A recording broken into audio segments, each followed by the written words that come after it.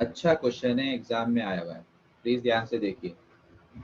Word by word पढ़ेंगे तो बहुत इजीली समझ में आ जाएगा। तो मैं पहले रफली कर रहा हूँ। एक rectangular park is to be design, तो सिंपली कुछ कहना ही नहीं है, रेक्टेंगुलर पार्क है। तो it is just about rectangle, बगैर कुछ सोचे समझे रेक्टेंगल ड्रॉ कर दीजिए।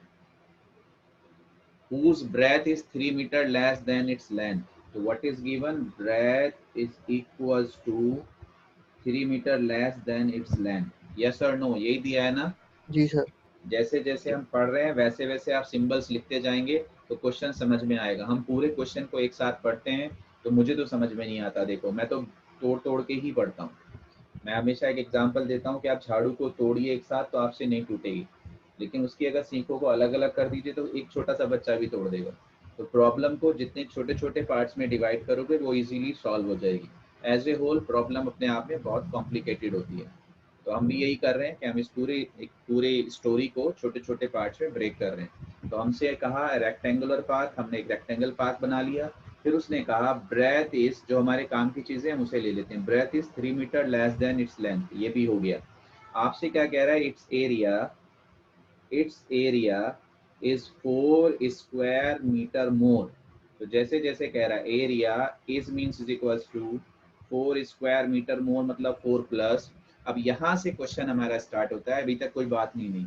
The area of a park that has already been made in the shape of an isosceles triangle, 4 square metre more than. अब यहाँ मैं लिख रहा हूँ area of isosceles triangle. Yes or no? यही कहना चाह रहा था जी ना सर। वो? आपसे क्या कहना चाह रहा था प्लीज समझ लीजिए। 4 स्क्वायर मीटर मोर, लेकिन इतना पूरी उसने लाइन लिखी है, area of a park that has already been made in the shape of an isosceles triangle. तो एरिया ऑफ रेक्टेंगल जो है, रेक्टेंगल का जो एरिया है वो ट्राइंगल के एरिया से 4 मीटर ज्यादा है। अच्छा, इसकी रेक्टेंगल की तो हमें बता दी कि ब्रेस जो है लेंथ से, ब्रेथ जो है लेंथ से 3 मीटर। अब अगर इससे आगे पढ़िए, isosceles triangle. Okay, isosceles triangle के बारे में फिर आपसे क्या है? With its base as the breadth of the rectangular park. जो हमारा आइसोसेलेस ट्राइंगल है वो रेक्टेंगल के बेस पे उसका जो बेस है वो ब्रेथ पे बना हुआ है।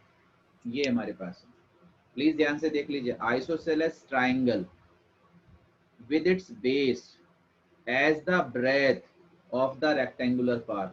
तो आपके पास एक है आइसोसेलेस ट्राइंगल, एक है आइसोसेलेस ट्राइंगल, और उसका जो बेस है वो ब्रेथ के इक्वल है। बात समझ में आ रही है या नहीं आ रही, मुझे बता दीजिए। ठीक है, एंड एल्टीट्यूड इज 12 मीटर, और इस आइसोसेलेस ट्राइंगल का जो एल्टीट्यूड है वो 12 मीटर है। तो ये हमारे पास। सब बच्चे बताइए क्वेश्चन समझ में आए? सॉल्यूशन तो इजी है बहुत। क्वेश्चन बता दीजिए समझ में आया या नहीं आया? किसी की आवाज नहीं आ रही, अल्लाह का शुक्र। नहीं समझ में आया? सर पहले मुझे लग रहा था कि ये ट्रायंगल रेक्टेंगल के अंदर बनेगा। रेक्टेंगल के अंदर भी बना सकते हैं, उससे कोई फर्क नहीं पड़ेगा बेटे। सर फिर ऑल्टीट्यूड और लेकिन लेंथ सेम लेकिन हो जाएगी ना? नहीं, क्या मतलब? हमें क्या पता वो किस हाइट का है? पहली बात तो है रेक्टेंगुलर पार्क अलग है, ट्राइंगुलर पार्क अलग है, लेकिन इस क्वेश्चन में जो आपने कहा उससे भी कोई फर्क नहीं पड़ेगा। प्लीज ध्यान से देख लीजिए, मैं दोबारा से पढ़ रहा हूँ क्योंकि वर्ड समझ में आएंगे और दौड़ नहीं लगानी होती मुझे, मैं पहले ही बता दे रहा हूँ। आज आपको यही क्वेश्चन समझ में आ गया और यही एग्जाम में आ गया तो हमारा मकसद पूरा हो जाएगा। तो इसलिए सुकून से समझ लीजिए, रेक्टेंगुलर पार्क। तो ये हमारे पास रेक्टेंगुलर पार्क है।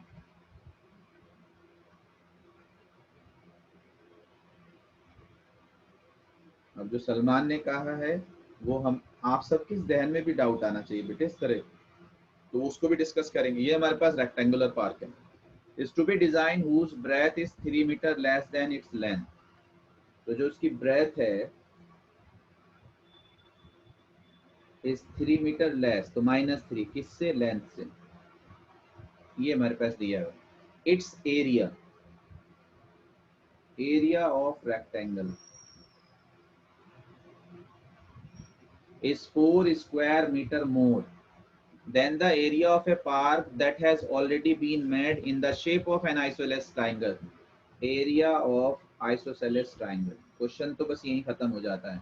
अब यहाँ से आगे तो इंफॉर्मेशन चलती है क्या, आइसोसेलेस ट्राइंगल यहाँ तक। अब आइसोसेलेस ट्राइंगल के बारे में क्या कह रहा है, with its base as the breadth of the rectangular path. तो जो आपका आइसोसेलेस ट्राइंगल है वो ब्रेथ के ऊपर बना हुआ है, क्योंकि आइसोसेलेस ट्राइंगल है तो अदर टू साइड तो सेम हो जाएंगी, सिर्फ डिफरेंट क्या होना था, बेस होना था, और बेस उसने खुद ही कह दिया कि वो रेक्टेंगल के ब्रेथ के इक्वल है। और आपसे क्या कह रहा है, एल्टीट्यूड इज 12 मीटर, और ट्राइंगल का जो एल्टीट्यूड है वो 12 मीटर है। तो आपको ये लगेगा कि बहुत सारी चीजें इन्वॉल्व हैं, लेकिन ऐसा नहीं है, भी क्वेश्चन करेंगे तो समझ में आएगा। अब सलमान अपनी आप समझ लीजिए कि अगर आप कह रहे थे कि रेक्टेंगुलर पार्क के अंदर ही ट्राइंगुलर पार्क है, तो बेटे वो ऐसे हो सकता है। जी सर, वो समझ गया मैं। ठीक है, जरूरी नहीं कि वो पूरी लेंथ रेक्टेंगल के इक्वल हो, बस हमारी तो एक ही कंडीशन है। वो क्या कंडीशन है कि ब्रेथ और बेस सेम होना चाहिए। ठीक है, अब हम यहाँ लिख सकते थे कि ये हमारा 12 है। सब बच्चों को अब थोड़ा बहुत क्लियर हुआ? Yes sir. ठीक है, अब आप प्लीज देख लीजिए, एक लाइन लिखनी है बेटे, क्वेश्चन में तो कुछ रखा ही नहीं है, लैंग्वेज में ही था जो कुछ था। जरा आप सब बच्चे मुझे बता दीजिए मैं कहाँ से स्टार्ट करूं। अगर मैं लेंथ से स्टार्ट करूं, क्योंकि मैं हमेशा कहता हूं जो राइट साइड में होता है उससे स्टार्ट कर लीजिए। तो हम किसकी बात कर रहे हैं, हम रेक्टेंगल की बात कर रहे हैं, इन ए रेक्टेंगल। और हमारा जो क्वेश्चन होगा शायद rectangle, find its length and breadth, rectangle की ही बात कर रहा है, इन ए रेक्टेंगल लेंथ। तो मैं आपसे कह रहा हूँ राइट साइड लेंथ दिया हुआ है, लेंथ भी x। तो कोई बच्चा बताएगा ब्रेथ कितना हो जाएगा? x minus 3। Very good. कोई बच्चा बताएगा मुझे एरिया ऑफ रेक्टेंगल कितना हो जाएगा? x into x minus 3। ये सिर्फ आपके लिए लिख रहा हूँ जिससे कि आपको पता रहे। यस बेटे, x इंटू एक्स माइनस 3, शाबाश। अब हम यहीं पे बात कर लेते हैं ट्राइंगल की, इधर राइट साइड में आइसोसेलेस ट्राइंगल। बेटे कोई बच्चा बताएगा बेस कितना है? x minus 3। x minus 3, yes. कोई बच्चा बताएगा मुझे हाइट कितनी है? 12 मीटर। 12। कोई बच्चा बताएगा एरिया ऑफ ट्राइंगल कितना है? Half base height. Half base into height. ठीक है सर। अब हमारे पास क्या दिया हुआ है कि भाई area of rectangle is 4 metre more than the area of triangle given. आप डायरेक्ट भी लिख सकते थे, दोनों निकालने की जरूरत नहीं थी, सिर्फ आपको समझाने के लिए लिखा है।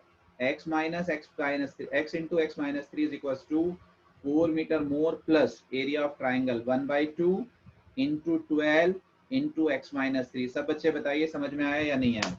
Yes sir. बच्चे तो बहुत सारे हैं, बोलो ना। हाँ भाई बोलो, कुछ समझ में आ रहा है थोड़ा बहुत? Yes sir. Yes sir. आज बच्चों की आवाज नहीं आ रही हमारी, उनका मूड नहीं पढ़ने का। रवि है क्लास में? रवि नहीं है बच्चे हमारे आज। आप जरा सॉल्व कर दीजिए इसे। क्या करोगे, सिंपली सॉल्व तो करना आप सब बच्चों को आता ही है। 2 से ये 6 हो जाएगा, तो ये हो जाएगा एक्स स्क्वायर माइनस 3x, ये हो जाएगा 4 प्लस 6x माइनस 80। सबको एक साइड लेके आओ, तो x square minus 3 minus 6 minus 9, 4 minus 18 minus 12 plus 12, ये हमारे पास होगा। ठीक है जी? जी सर। प्लस 12 प्लस 14, ऐसी बातें करते हो सलमान आप भी ना, मतलब सर 14 मैंने तो कुछ बोला ही नहीं। यस सर बोला आपने, यस बोलते तो गड़बड़ हो जाती है ना सलमान। तो क्या आएगा बेटे? 7 2 जा। अच्छा है ऐसे सलमान, बीच बीच में बोलते रहते हैं तो लगता है हाँ भाई क्लास लाइव हो रही है, वरना आप सब तो खामोश रहते हो।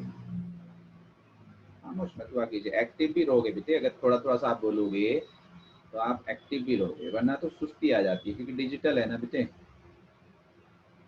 पढ़ाई होती है जब नजरें नजरों से मिलती हैं, तो थोड़ा सा एनर्जी होता है कि टीचर देख रहे हैं, टीचर से बात हो रही है। अब हम तो नहीं है ना वहाँ पे, तो इसलिए ऐसा हो जाता है। तो प्लीज थोड़ा सा इन्वॉल्व। तो x is equal to 7, x is equal to 2। x हमारा क्या है बेटे? 7। नहीं, x को हमने क्या माना था? x किसको माना था? लेंथ को। क्या पॉसिबल है कि x हमारा 2 हो जाए, जबकि हमारा जो ब्रेथ है माइनस में चला जाएगा, वो ब्रेथ जो है हमारा 3 मीटर लेस है। तो अगर हम x को 2 लेंगे तो 2 माइनस 3 माइनस 1 हो जाएगा। माइनस वन ठीक है, तो इसको हम लिख देंगे बेटे नॉट पॉसिबल। ये ध्यान रखना है बेटे एग्जाम में भी कि किसको लेना है और किसको नहीं लेना है। Okay. तो आपका क्या आ गया बेटे, लेंथ आ गया 7 और ब्रेथ इससे 3 कम, तो 7 - 3। सबको समझ में आया थोड़ा बहुत या नहीं? जी sir. Yes sir. Very Yes, nice. sir. आइए शाबाश, देखिए क्वेश्चन और देखिए।